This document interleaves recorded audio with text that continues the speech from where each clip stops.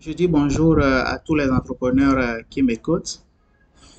Je dis merci à tous ceux qui partagent mes vidéos, ceux qui les aiment, ceux qui font des commentaires en direct et ceux qui me donnent leur point de vue également en inbox. Je vous dis merci pour tous ces apports.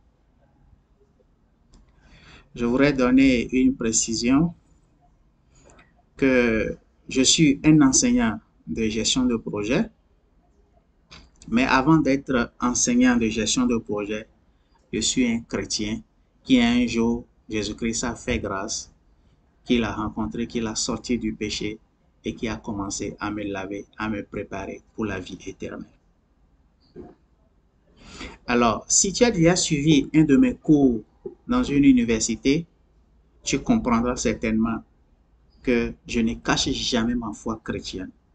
Mais au-delà de ma foi chrétienne que je ne cache pas, mes cours, mes enseignements ne sont pas destinés exclusivement aux chrétiens.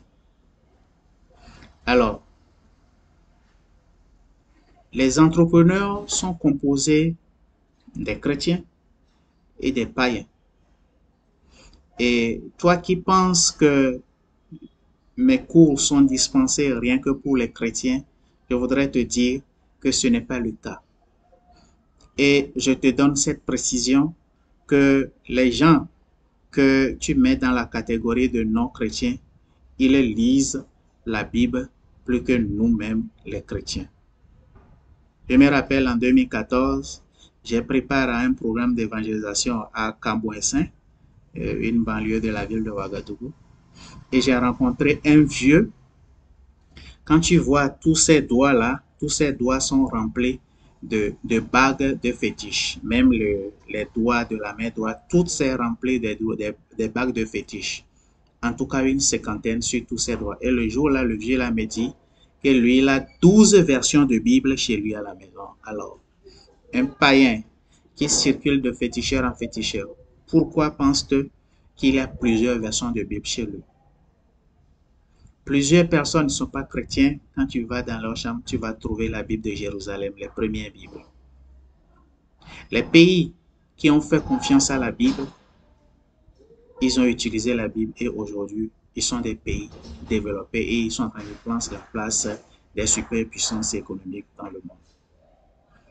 Alors dans la Bible, il y a la connaissance. Et quand tu lis le livre de Jacques 3, Jacques 3, le verset 15 à 17, Dieu distingue deux types de connaissances. Il y a une connaissance terrestre et il y a une connaissance terrestre, valide. Donc, tout ça là, c'est dans la Bible. Et les gens utilisent la Bible pour être développés. Donc, ne crois pas que quand quelqu'un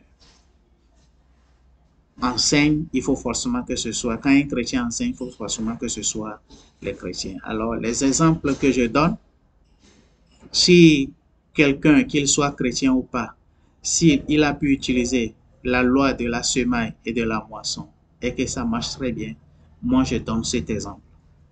Je ne te dis pas, va suivre cette personne-là dans tout ce qu'il fait en dehors de l'utilisation de cette loi-là. Ces gens, c'est vrai, ils ne croient pas à Jésus. Aujourd'hui, acceptons qu'on ne croit pas parce que quand vous lisez la Bible, vous comprendrez que il y a une partie d'Israël qui ne croit jamais, qui ne croit point, jusqu'à ce que la totalité des païens rentrent dans la bergerie. Et après, quand les païens soient rentrés dans la bergerie, la totalité des Israélites aussi croiront et rentreront dans la bergerie. Donc, au matin ou au midi de la vie de quelqu'un qui ne croit pas, ne pense pas que c'est fini. Dieu est un mystère et à tout moment, il peut sortir quelqu'un du péché pour le ramener vers la vie éternelle. Alors, la dernière fois, j'ai parlé de la loi de la semaille et de la moisson. Je voudrais partager avec toi aujourd'hui deux expériences que moi-même j'ai vécues dans cette loi-là, dans, dans mes entreprises. Je me rappelle encore quand j'étais encore au Burkina Faso pour mes études de troisième cycle. J'avais initié un cabinet d'études et je passais 10 heures par semaine dans un autre cabinet aussi quelque part vers Catria. Et, et le directeur de ce cabinet, il me donnait 50 000 francs à la fin de chaque mois contre les 10 heures par semaine. Alors, ces 50 000 francs sont des garanties pour moi de pouvoir payer mon loyer qui coûtait 30 000 francs en ce moment. Et le temps que moi-même mes petits contrats n'arrivent. Alors, il se trouve qu'en un mois, il y a un programme d'évangélisation que le Centre international d'évangélisation a initié. Et ça tombait juste à la fin du mois. J'ai pris mes 50 000, mais dans le mois, j'ai dû prendre une avance de 20 000. Donc, le jour-là, je n'ai pris que 30 000. Donc, ce qui fait mon loyer exact. Bon, par la grâce de Dieu, depuis ce temps, moi, je respecte la loi de la dîme. Donc, j'ai enlevé la dîme de 50 000 francs qui coûtait 5 000 francs et il me restait 25 000. Et il y avait certaines petites dépenses que je devais faire. Donc, je ne pouvais pas payer mon loyer. Qu'est-ce que j'ai fait? J'ai enlevé 5 000 francs que j'ai mis dans une enveloppe et je suis allé déposer à l'église pour soutenir le programme d'évangélisation. Nous sommes au premier, ça. Le 5, le bailleur devait venir chercher son argent et j'avais foi que Dieu était capable de me donner l'argent de quoi payer mon loyer au 5. Donc, le 5, j'étais à mon bureau de 8 heures jusqu'à midi, je n'ai rien vu. À 14 heures, je suis revenu, rien du tout. Et vers 15 heures, il y a un petit sommeil qui arrivait. Et j'ai voulu me lever pour aller dans la chambre, puisque le cabinet était à la maison en ce moment, pour aller dans la chambre me reposer un peu. C'est comme ça que mon téléphone a sonné. Quelqu'un avec qui j'ai échangé depuis plus d'1 an, et on a arrêté 250 000 francs pour un dossier que je devais le monter. Et c'est lui qui m'a appelé. Et il me dit, est-ce que vous êtes au bureau? J'espère que les conditions n'ont pas changé. Et il est venu avec une enveloppe de 100 000 francs comme avance. Et il me suppliait, puisque l'avance était de 150 000 francs. Et il me suppliait de prendre les 100 000. Et j'ai compris à partir de ce moment que Dieu est le plus grand mathématicien et il respecte toujours cette loi-là. Avant ça, à un moment donné, toujours quand j'étais au Burkina Faso encore, il y a une ONG qui a dû me recruter pour aller vers Bobo Dioulasso. L'agenda, c'était que je devienne le coordonnateur national de ce programme au Burkina Faso. Mais il y avait déjà un coordonnateur qui est basé à Bobo Dioulasso, dans la localité de Toussiana. Et c'est lui qui coordonnait les activités, bon, avec des résultats, avec des échecs par moment. Donc, l'ONG m'avait amené à Bobo Dioulasso pour le remplacer. Et ils étaient dans un programme de Save the Children en ce moment. Et ils ont déjà fait 3 mois. Ils devaient déposer les rapports des 3 mois. Mais pendant 3 mois, ils ne font les rapports avec des erreurs. Et donc, le chef d'étudiant retirait toujours le rapport. Moi, je suis arrivé, j'ai fait un samedi de 14h à 20h. Je leur ai produit les rapports de 3 mois que eux ils ont fait. Et le lundi, ils sont allés déposer, c'est à accepter le rapport et on leur a envoyé la prochaine tranche de financement. C'est là que j'ai signé mon arrêt de rupture de contrat parce que la capacité, la performance a été trop grande aux yeux du Mossi là, qui m'avait amené à Bobo. Et donc, il a dû rompre le contrat avec moi. Donc, j'ai pris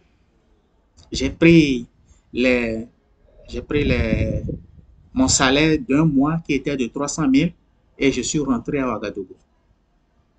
Alors le jour-là, j'étais tellement content et je suis allé à l'église. Mais avant d'aller à l'église, j'ai plié l'argent, j'ai mis dans mes vieux jeans à la maison et je suis allé à l'église les mains vides. Et je disais que les pasteurs là, je les connais. Ils vont dire des choses bizarres et je vais donner tout mon argent. Donc j'ai laissé tout l'argent à la maison et je suis allé à l'église. Mais entre-temps, le cabinet dont je parlais que je travaille, mais avant que je travaille avec eux, ils m'offraient de petits contrats. Quand ils font des études, ils m'appelaient, me donnaient les résultats à tableau, je faisais les commentaires et ils me payaient en ce moment 2000 francs par page. Alors, quand je suis rentré de Bobo un mercredi, le vendredi, je suis allé chez le directeur de cabinet là et je lui ai dit, ben écoute, ça fait longtemps que vous m'avez plus donné de contrat. Et il m'a dit, il n'y a pas de travail. Et je suis parti. Et le dimanche, je suis allé à l'église. Pour la toute première fois, quelque chose m'a dit, toi aussi, donne 1 000 francs à Dieu. Et c'est la première fois que j'ai quitté les offrandes de 100 francs pour aller à 1 000 francs à l'église. Le lundi matin, je dormais encore quand le directeur du cabinet m'a appelé et il me demande de passer chez lui. J'arrive, il me donne un dossier de 65 000 et il précise que le travail n'a jamais manqué ici. Le vendredi, j'étais là, il m'avait dit qu'il n'y a pas de travail. Et le lundi, il m'appelle à 8 heures et dit que le travail n'a jamais manqué ici. C'est là que j'ai compris vraiment qu'il y a une loi qu'il faut respecter. Et c'est depuis ce temps que j'apprends à m'exercer dans cette loi-là. Et comme Dieu est le plus grand mathématicien, comme il a fait déjà tous les calculs déposés, les calculs ont toujours tombé, sont toujours tombés à chaque fois que je prends A et je multiplie par B, ça donne toujours AB par la grâce de Jésus-Christ. Et c'est ce que moi, en tant qu'entrepreneur, j'ai toujours utilisé et Dieu me bénit. Je partage ces détails-là avec toi pour que ça puisse t'inspirer, pour que toi aussi, tu puisses emboîter ces pas et que tu puisses réussir et pourquoi prospérer dans ton entreprise. Partage cette vidéo, il faut l'aimer et laisser un commentaire. Ça renforce le travail que nous faisons. Nous remercions.